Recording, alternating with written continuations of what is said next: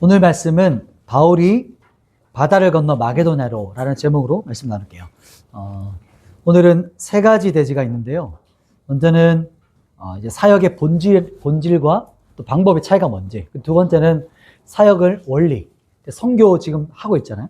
그 중에 그 원리에 대해서 한번 살펴보고, 마지막 세 번째는 이제 루디아를 만납니다. 자주 옷감 장사 루디아의 만남의 그 현장을 잠깐 보겠습니다.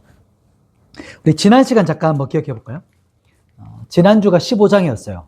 15장 사건이 교회사에 있어서 정말 중요한 사건이었어요. 자, 예루살렘 공의회에서 어떤 것이 결정됐죠? 오직 믿음으로, 오직 은혜로 구원받는 것이다. 행위나 할례가 아니다. 이것에 대해서 이제 그것이 결정되었던 제일 중요한 예루살렘 공의회 결정이었죠. 그런데 마지막 부분에서 바울과 바나바가 어떻게 됐죠? 심히 다퉜어요. 그래서 갈라집니다. 갈라져서 이제 두 팀으로 나눠지고 오늘 16장부터는 누구에게 포커스가 맞춰서 움직이죠? 이제 바울의 선교팀에게 포커스가 맞춰져서 이제 움직이게 됩니다. 이제 16장은요. 성경에다가 이렇게 뭐 적는 거 괜찮으신 분들은 16장에다가 보시고 이제 2차 세계 선교 이렇게 적으시면 돼요. 2차 세계 선교가 이제 시작되는 거예요. 여기서부터. 갈라졌고 16장부터는 세계 선교가 시작되는데 오늘 바울이 누구를 만나냐면 이제 영적 아들이라고 하거든요. 디모데. 바울에게 있어서 영적 아들인 디모데를 만나는 그 동역자를 만나는 장면이 16장에 나오고 또 한 가지는 이제 선교 사역 본질 방금 얘기했던 거 그리고 뒤편에는 평생 동역자 루디아를 만나는 사건이 오늘 이 16장에 나오는 이야기입니다. 한번 바로 들어가 볼게요. 자, 첫 번째 우리 1절과 2절인데 1, 2절을 같이 한번 읽어보도록 하십시다. 성경 다 있으시죠? 성경 없으신 분은 뒤에서 성경 한번 챙기시면 좋겠어요. 자, 성경 16장 1절과 2절 시작. 바울이 더베와 르스트라에도 디모데라는 제자가 있으니 그 어머니는 믿는 내 여자요 아버지는 헬라인이라. 디모데는 르스트라와 이고니온에 있는 형제들에게 칭찬받으니 아멘. 첫 번째는 첫 번째 대지는 이제 바울과 이 디모데가 이제 만나는 이야기예요. 그래서 동역이 이제 아름다운 동역이 시작되는 이야기가 오늘 시작되거든요. 바울이 보면 이제 그림이 이제 나이차가 좀 있었어요. 영적 아들인 디모데가 조금 나이차가 있었던 거로 생각이 돼요. 그리고 지도를 볼 텐데 지도는 여러분 제가 한번 우리 카톡방에 보이는 거 있죠? 그거 한번 보시겠어요? 지도에 보시면 지금 어디로 움직이고 있냐면 자 16장 1절 첫 부분이 더베거든요. 더베 한번 찾아보시겠어요? 더베가 어디쯤이냐면 자 찾으신 분 혹시 있어요? 네, 괜찮습니다. 자 그리고 그러면 루스트라 찾아보세요. 중간쯤. 중간쯤이란 말이 좀 애매하네요. 혹시 루스트라 찾은 사람? 네. 사진의 중간쯤, 그림에. 요걸로 보여줄게요, 그러면은. 그렇죠. 맞아요. 구브로 알죠? 지금 아는 거 있는 여기 보면, 여기는 안 나오네요. 잠깐만. 그 다음 장. 여기 있네요, 여기 있네. 여기, 더베, 루스트라, 이고니온. 우리가 지난번에 바울이 돌 맞았던 장소. 요곳을 지나서 지금 어디로 가고 있냐면, 이게 2차 선교 여행이 지금 안디옥 본 교회에서 떠났어요. 이렇게 쭉 가고 있는 거예요. 안디옥 지나서, 이게는 비스디아 안디옥, 그리고 오늘은 여기까지 가는 이야기입니다. 드로아까지. 보면, 16장에 더베, 루스트라, 지금 지나가고 있죠. 그죠? 그리고 거기서 누구를 만나냐면, 디모데를 만나요. 이제 앞으로 가볼게요. PPT는. 그래서 그 사진을 지도를 보면서 이제 볼 텐데 디모데는 어떤 사람이었을까요? 디모데는 이제 보시면 1절과 2절에 단서가 나와요. 디모데의 어머니는 어떤 분이죠? 유대인이에요. 믿는 유대인인. 그리고 아버지는 헬라인, 즉 유대인인데 2세라는 거죠. 이제 예루살렘이 아니라 이방 디아스포라, 그러니까 이민. 지금으로 예를 든다면 미국 땅에 가서 현지 미국 분하고 결혼해서 낳은 아들이 디모데다. 이런 것이죠. 그런데 그 어머니가 가지고 있었던 경건한 신앙이 그대로 가지고 있었던 사람. 이게 바로 디모데입니다. 그래서 바울이 아들처럼 아꼈던 디모데 신앙이, 이 신앙은 어머니 그 전, 어디로까지 올라가냐면 외할머니까지 올라가요. 우리 강의 안에 보면 디모데후서가 있거든요. 디모데후서 1장 5절 같이 한번 읽어볼게요. 디모데후서 1장 5절입니다. 시작. 이는 내 속에 거짓이 없는 믿음이 있음을 생각합니다. 이 믿음은 먼저 내 외조모 로이스와 내 어머니 유니게 속에 있더니 내 속에도 있는 줄을 확신하노라. 아멘. 여기 보시면 너 안에 있는 이 거짓 없는 믿음은 먼저 이 외할머니 로이스에게 있었고, 그리고 너 어머니 그 유니게에게 있었던 그 믿음이 너에게도 있다, 이렇게 말하는 거죠. 경건한 집안이죠. 할머니부터 시작해서 할머니, 어머니, 아들에게까지 이게 이제 신앙이 그대로 전수돼요. 고스란히 담고 있었어요. 이런 걸 가지고 진짜 뼈대 있는 어머니죠. 신앙의 명문가를 말할 때 이런 신앙을 말해요. 근데 3절에 보면 조금 의아한 일이 벌어져요. 오늘 사도행전 16장 3절에 보면 어떤 일이 벌어지냐면, 제가 한번 읽어드릴게요. 바울이 그를 데리고 떠나고자 할새 그 지역에 있는 유대인으로 말미암아 그를 데려다가 할례를 행하니 이는 그 사람들이 그의 아버지는 헬라인인 줄 다 알미르라. 지금 바울이 디모데와 함께 선교를 가려고 하는 거예요. 그런데 지금 그 전에 지금 뭘 행하려고 하죠? 뭘 행했어요? 할례를 행했어요. 할례를 행했어요.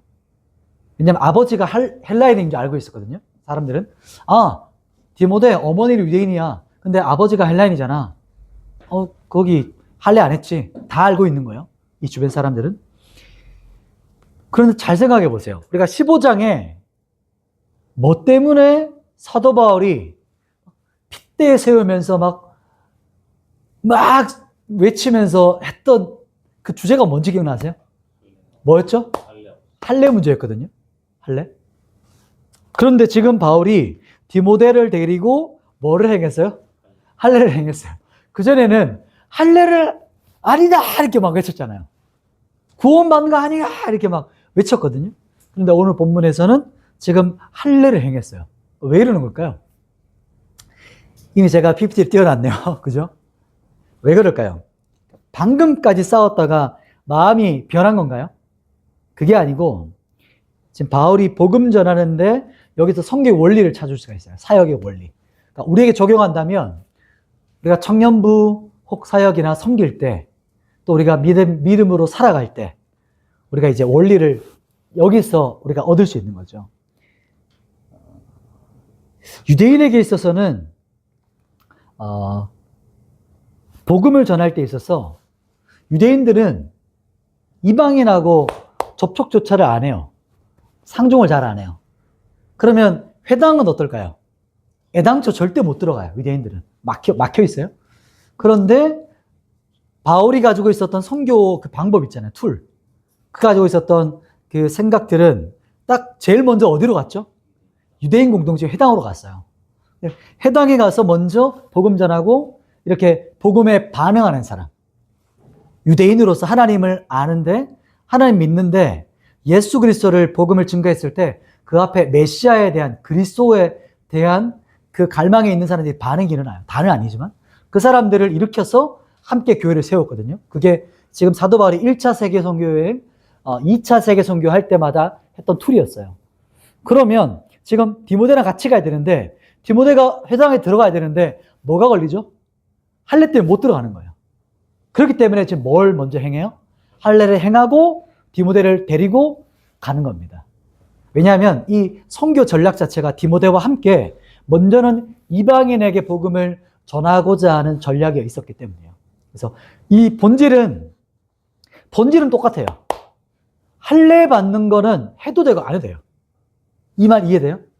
그 당시 때 이건 전통이에요. 전통, 문화예요. 해도 되고 안 해도 되는, 구원과 전혀 상관이 없어요. 그러나 바울에게 있어서 선교하고 복음을 증거하기 위해서, 뭘 증거하기 위해서요? 복음을 증거하기 위해서 걸려지는 게 뭐냐면 할례라는 문제였어요.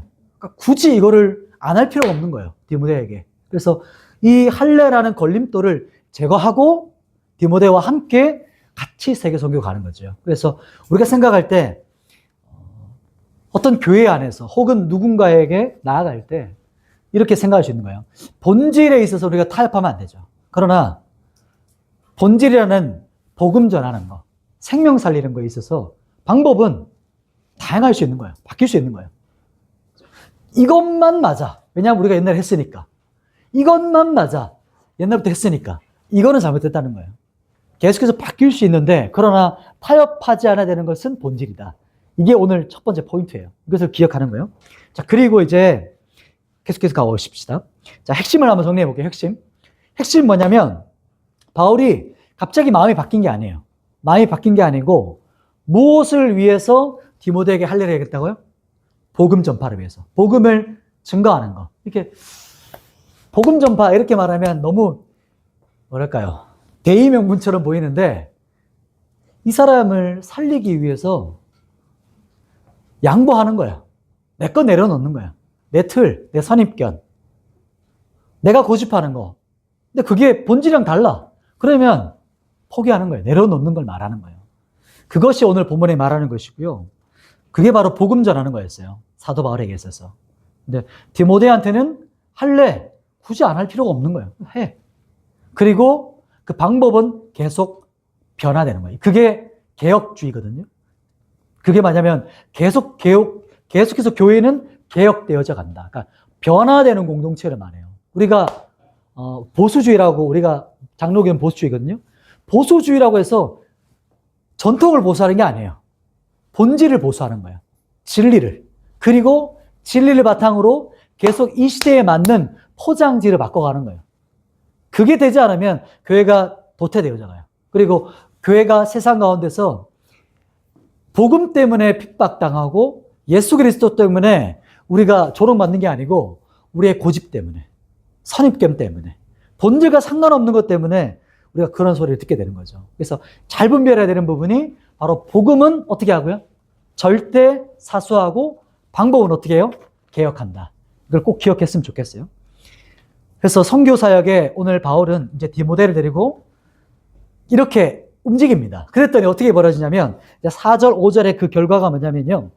사도 바울과 디모데가 함께 동역하면서 교회를 다닐 때마다 교회가 어떻게 돼요? 굳건하게 세워지는 것뿐만 아니고 수도 늘어나요. 이게 바로 영적인, 질적인 성장, 양적 성장이에요. 그러니까 두 가지 중에 한 가지만 추구하지 않고 우리가 지금 양육반 하고 있거든요. 양육반 지금 하고 있는데 우리 5명 하고 있는데 그러니까 질적인 성장을 추구하는 거예요. 많이 할 수 없어요. 최대가 5명이에요. 넘어가면 시간이 우리가 집중하는 사람들이 5명, 6명끼리 서로가 이야기에게 집중할 수 있지 많아지면 서로에게 집중력이 떨어지거든요. 소수의 사람이 자라가는 걸 같이 시간을 가지는 거예요. 그렇게 해서 한 사람 한 사람 세워져 가는 거거든요. 그런데 공동체에 부흥이 임하고 하나님의 은혜가 부어지면 공동체가 질적인 성장뿐만 아니고 어떤 것도 같이 성장할까요? 양적인 것도 같이 성장해요. 이게 같이 가는 겁니다. 오늘 본문에 사도 바울과 디모데가 함께 연합했을 때 이런 일이 벌어졌어요.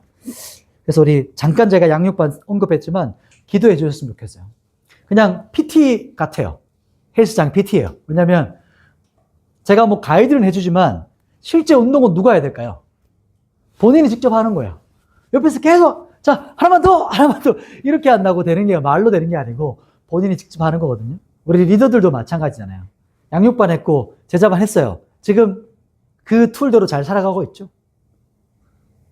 눈을 피하지 말고 리더들 그죠? 그러니까 대신 해줄 수 없어요. 네가 내 대신 한번 좀 더 들어줘. 이런 거 해서 운동 안 되잖아요. 내가 말씀 읽고 기도하고 주님과 친밀하게 살아야 시켜서 하는 건 오래 못 가요. 옆에서 시켜가지고 하는 거는 억지로 하는 건 너무 힘들어요. 너도 힘들고 나도 힘들고. 근데 진짜 공부를 잘하거나 진짜 운동을 잘하거나 뭔가에 진짜 미친 사람, 꽂힌 사람은 자기가 하고 싶어서 해요. 한번 취미생활 생각해 보세요. 여러분 꽂혀있는 취미생활 뭐가 있어요? 남자들 우리 축구, 운동 시켜서 밤에 나가나요? 시켜서 하는 사람 있어요? 축구 밤에 나가서? 아니잖아요. 하고 싶어서.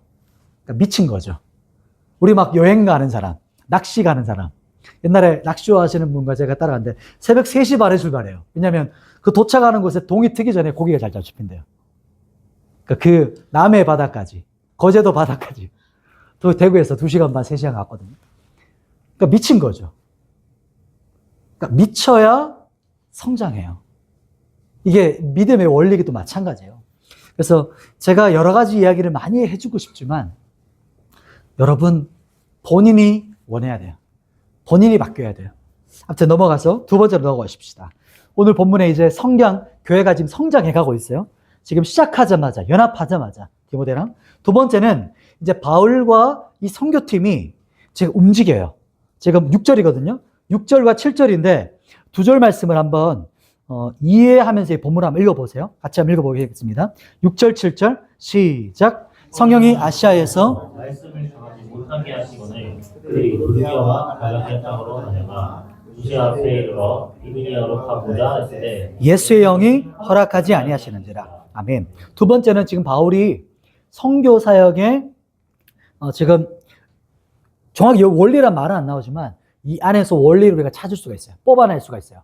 한번 볼게요. 보시면 6절과 7절 읽었는데 지금 사도 바울과 선교팀의 계획은 뭐냐면 이 보통 아시아라고 하면요. 이 지역 전체를 전반적으로 다 아시아라고 말해요. 우리는 지금 우리나라가 아시아잖아요. 그 아시아가 아니라 그 당시 이 시대는 요 지역이 대략 아시아다. 이렇게 말하는 거니까 경기도, 강원도다. 그리고 여기가 갈라디아 지역, 갈라디아 서 있죠. 그게 갈라디아 지역에 있는 흩어져 있는 교회에 편지를 쓴 것이 갈라디아 서입니다. 이해되시죠? 그리고 아시아가 있고 갑바도기아, 길리기아 이렇게 해서 지역이 이렇게 있는 거예요. 지금 아시아에 있는 바울은 처음에 어떻게 생각했냐면 여기가 지금 수리아 안디옥이거든요. 여기서 지금 바울과 선교팀의 전략은 여기 아시아에 전반적으로 전체를 복음을 증거하는 게 포커스였어요. 원래 계획이었어요. 그런데 오늘 본문에 보면 그래서 6절에 아시아의 말씀을 전하지 못하게 했대요. 누가 그렇죠? 성령이 아시아에 있는 말씀을 전하지 못하게 했대요. 이게 무슨 말일까요? 뒤에 조금 더 설명 들어보실래요? 자, 그래서 그들이 부르기아와 갈라디아, 이거 이해되시죠? 그래서 부르디아와 갈라디아는 이 지역을 말해요. 여기 지금 사진은 안 나오는데, 자, 여기가 아마 나올 것 같은데, 그 다음 사진에. 이 지역, 들어와. 이제 나중에 이제 여기서 설명, 여기 안 나오네요. 다음에 제가 한번 조금 더 자세한 걸 올려드릴게요.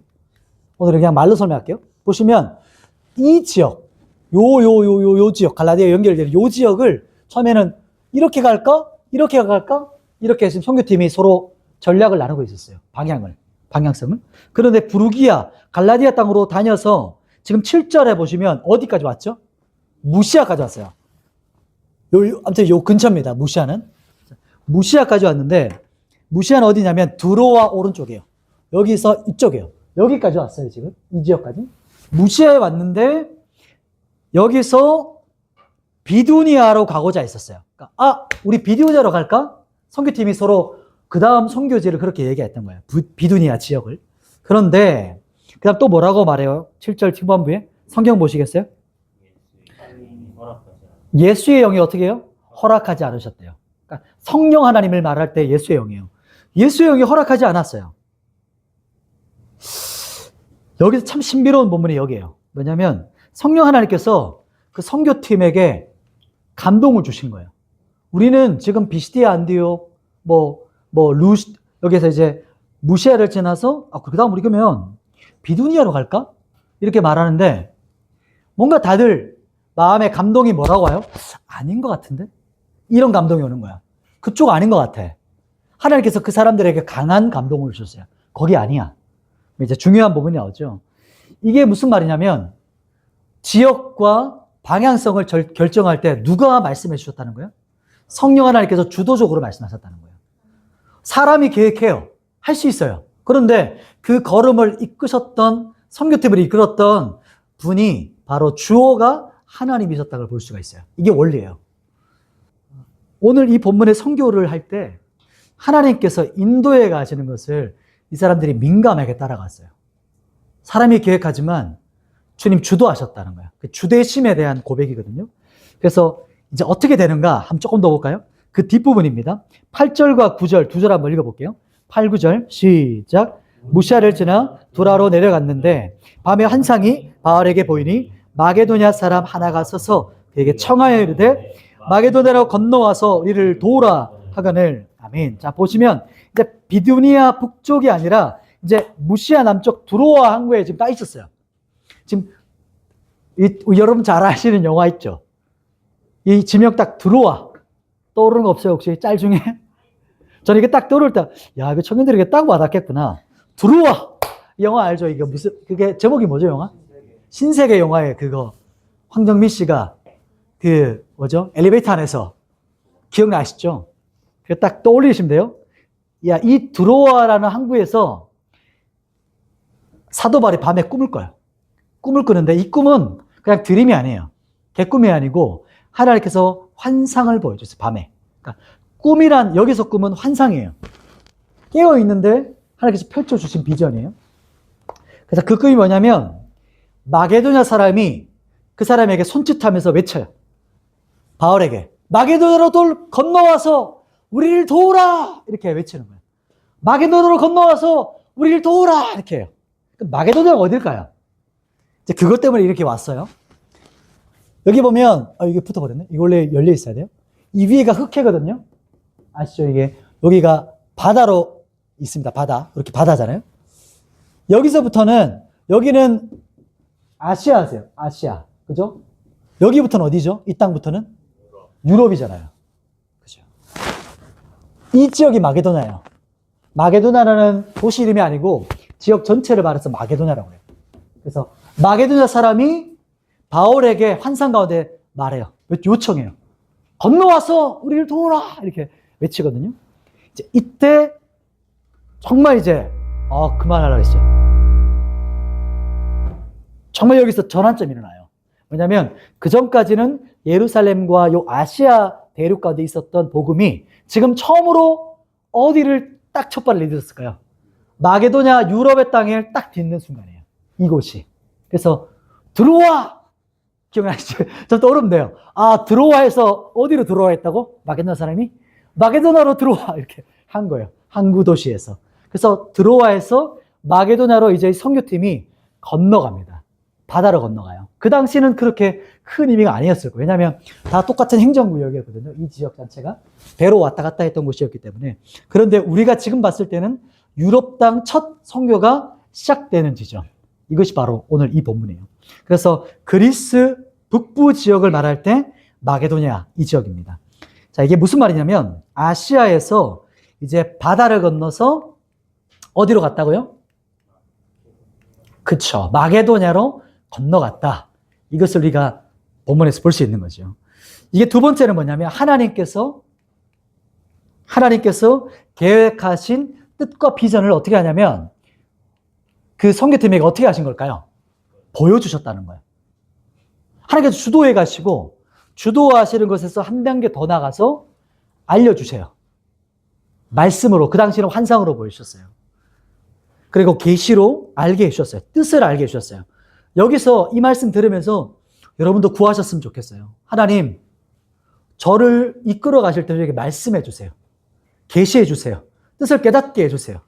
이렇게 간구하시면서 주님 계획이 뭔가요? 하나님, 저에게 원하시는 구체적인 게 뭔가요?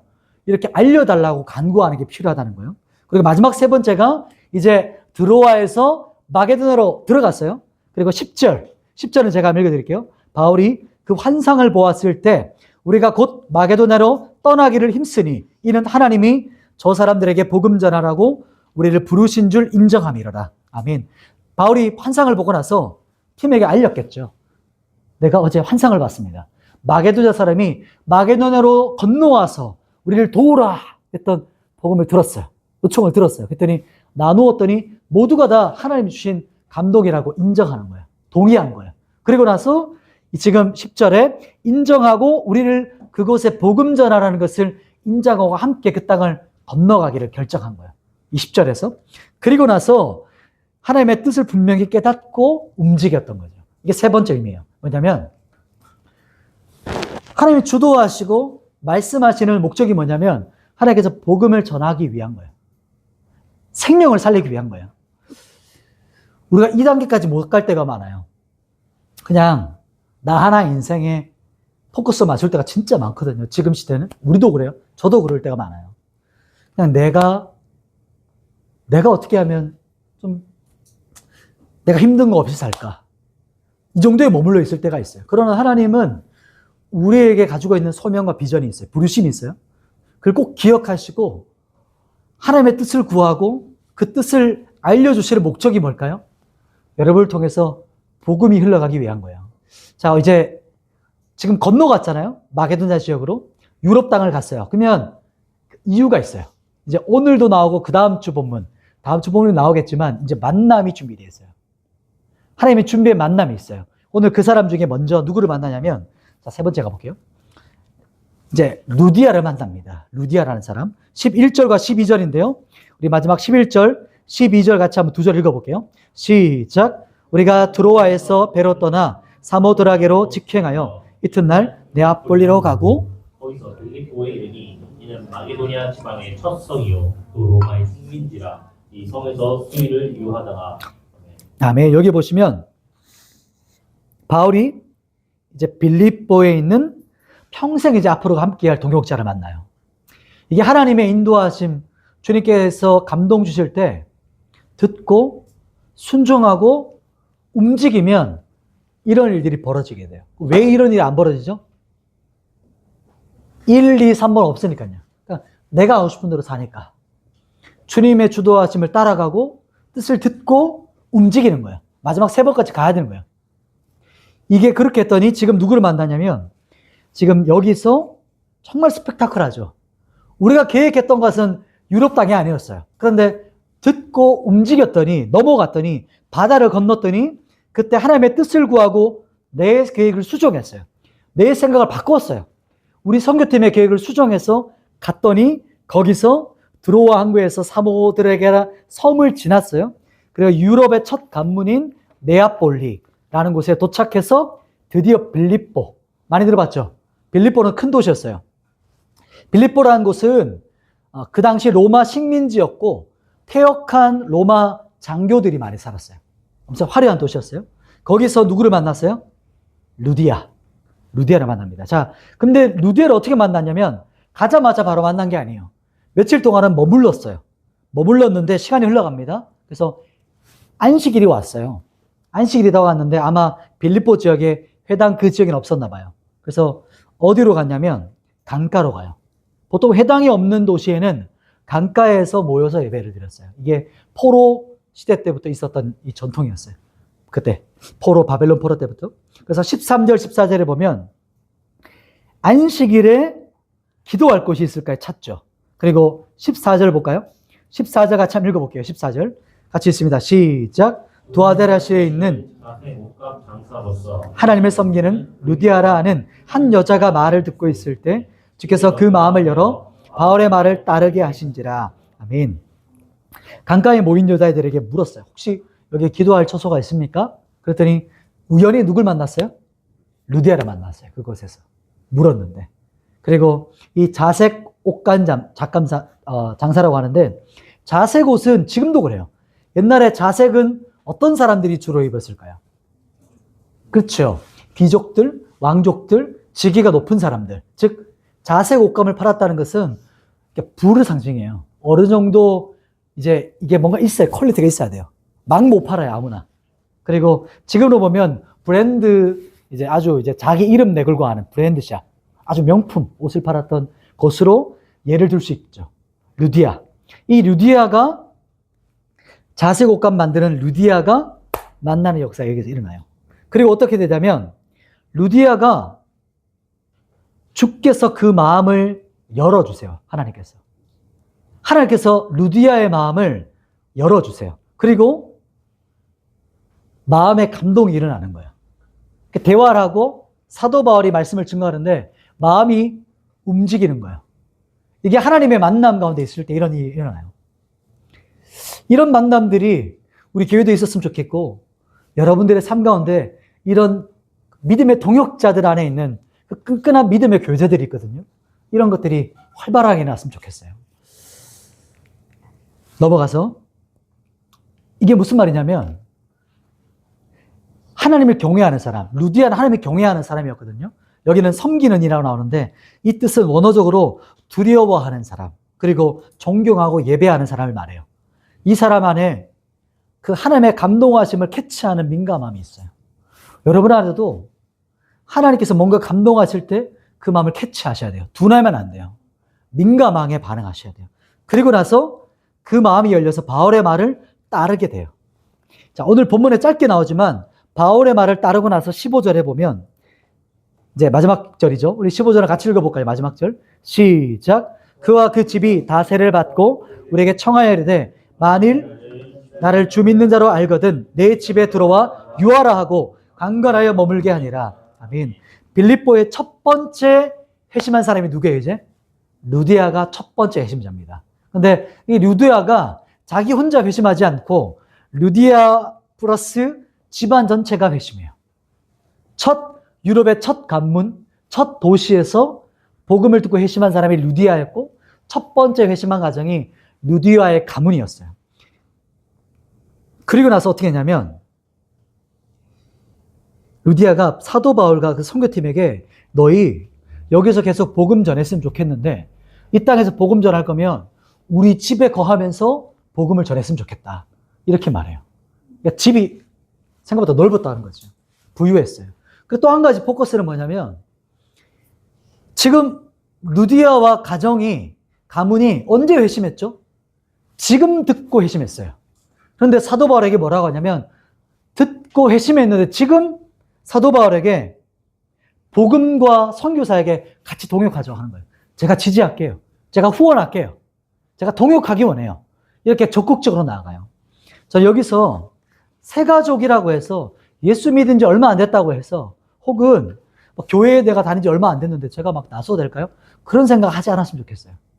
그리고 또 반대도 그래요. 내가 나이가 많았어. 내가 나이가 어려서 또 나이가 중간인 사람, 내가 나이가 어정쩡해서 그래서 아무도 안 해요. 그게 아니고 오늘 본문에 보면 회심하고 즉시 함께 동역해요. 같이 감동으로 따라가요. 이게 여러분 안에 일어났으면 좋겠어요. 우리의 신앙이요. 지금이 전성기가 아니에요. 지금이 가장 뜨거울 때가 아니에요, 여러분. 어제보다 오늘이 더 뜨겁고 오늘보다 내일이 더욱더 주님 앞에서 주님을 뜨겁게 사랑하는 사람으로 자라갔으면 좋겠어요. 이게 여기서 보고 싶은 거예요.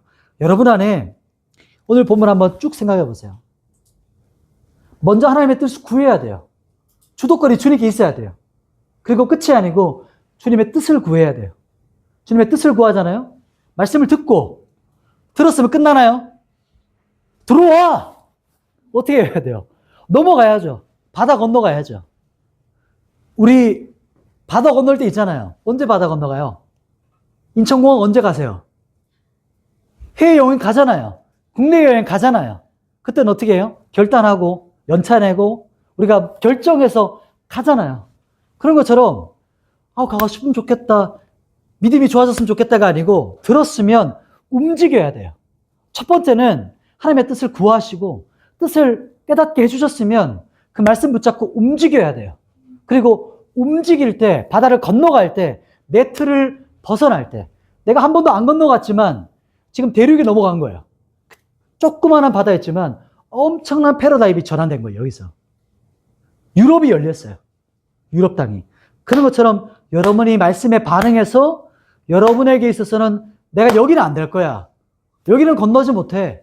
나는 여기까지야. 라고 하는 선입관이 있어요. 뛰어넘을 때 만남이 일어나요. 이런 것들을 경험해 봐야 될 거 아니에요. 그죠? 그냥 어제처럼 똑같이, 예전과 똑같이, 이게 아니고 내일 어떻게 또 나에게 말씀하실까? 내년에 나는 어떤 모습일까? 내일은 나가 어떤 모습일까? 한 달 뒤, 지금 우리가 7월인데 8월, 수련회 끝나고 나서 나는 어떤 모습으로 변화됐을까? 9월 달, 10월 달에, 연말쯤 됐을 때 나는 어떻게 지금 성숙해 가고 있을까? 기대되시죠? 갈망이 되시죠? 그것을 말하는 거예요. 그래서 내가 어정쩡하게 있는 상태가 아니라 오늘보다 내가 내일 더욱더 뜨거워져야 되겠다. 그래서 여러분 우리 청년들이 주님을 더욱더 뜨겁게 사랑했으면 좋겠어요. 그렇게 우리 본문을 마음에 훅 가졌으면 좋겠습니다. 우리 정리할게요. 자, 오늘 말씀은 세 가지로 정리하는데 짧게 한번 정리해 보십시다. 바울과 디모데 드디어 만났어요. 디모데 영적 아들을 만났어요. 근데 비본질은 제거, 걸림돌은 제거해요. 그러나 본질은 지켜요. 싸워야 돼요. 그런데 본질 아는 걸로 싸우지 말자는 거예요. 바꾸고 변혁하고 계속해서 아이디어를 내서 서로 전략을 내고 본질 앞에서는 알려면 말씀으로 계속 분별하는 거예요. 그렇게 나가자는 거고. 두 번째는 이제 바울과 선교팀이 계획했지만 자기 마음대로 움직이지 않았죠. 같이 상의하고 기도하고 바울이 하나님의 환상을 받고 뜻을 깨닫고 선교팀에 나눴고 그 말씀을 붙잡고 선교팀이 바다를 건너갔어요. 듣고 순종하는 거, 듣고 움직이는 거. 주님 날 주도해 주십시오 라고 기도하는 것뿐만 아니고 들었다면 순종까지 갔을 때 오늘 마지막 세 번째가 만남이 있었어요. 역사가 있었어요. 그게 바로 루디아고 다음 주에는 이제 빌립보 감옥의 역사가 열립니다. 이제 핍박이지만 그 다음에 또 간수를 만나요. 아무튼 또 새로운 아주 스펙타클한 일들이 계속 일어나요. 이게 하나님의 음성을 듣고 하나님의 말씀을 듣고 순종하는 사람들의 인생은 간증이 있어요. 나눌 게 있어요. 근데 그렇지 않아. 그냥 뭐 사는 거지. 뭐. 어제랑 똑같지. 그러면 할 얘기가 없어. 20년, 30년, 40년 믿었는데 뭐 한 예수님 믿는 거 뭐 그냥 교회 다니는 거지. 할 얘기가 없어져요. 그러나 하나님의 정확한 주도하심을 따라가고 음성과 말씀에 순종해서 무브하는 사람, 움직이는 사람에게는 이런 자잘구레할 수 있지만 아주 디테일할 수 있지만 만남의 역사, 감동의 역사, 하나님께서 연결하시는 이런 특별한 일들이 일어나요. 그런 청년들이 됐으면 좋겠어요. 우리 말씀 앞에 우리 붙잡고 한번 기도하며 나아갔으면 좋겠어요. 우리 주님 나라 임하시네라는 찬양인데 한번 찬양하고 우리 준비한 헌금 주님께 올려드리고 기도하며 나가십시다.